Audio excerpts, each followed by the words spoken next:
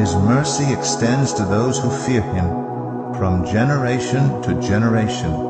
He has performed mighty deeds with his arm. He has scattered those who are proud in their inmost thoughts. He has brought down rulers from their thrones, but has lifted up the humble. He has filled the hungry with good things, but has sent the rich away empty. He has helped his servant Israel, remembering to be merciful to Abraham and his descendants forever, just as he promised our ancestors. Mary stayed with Elizabeth for about 3 months, and then returned home. When it was time for Elizabeth to have her baby, she gave birth to a son. Her neighbors and relatives heard that the Lord had shown her great mercy, and they shared her joy. On the 8th day they came to circumcise the child, and they were going to name him after his father Zechariah. But his mother spoke up and said, "No, he is to be called John."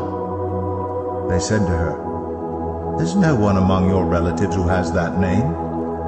Then they made signs to his father to find out what he would like to name the child. He asked for a writing tablet, and to everyone's astonishment he wrote, "His name is John." Immediately his mouth was opened, and his tongue set free, and he began to speak, praising God. All the neighbors were filled with awe, and throughout the hill country of Judea, people were talking about all these things. Everyone who heard this wondered about it, asking, "What then is this child going to be?" For the Lord's hand was with him. His father Zechariah was filled with the Holy Spirit and prophesied, "Praise be to the Lord, the God of Israel, because he has come to his people and redeemed them.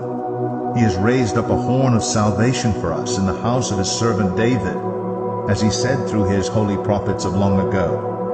Salvation from our enemies and from the hand of all who hate us, to show mercy to our ancestors and to remember his holy covenant, the oath he swore to our father Abraham, to rescue us from the hand of our enemies, and to enable us to serve him without fear, in holiness and righteousness before him all our days. And you, my child, will be called a prophet of the Most High, for you will go on before the Lord to prepare the way for him, to give his people the knowledge of salvation through the forgiveness of their sins,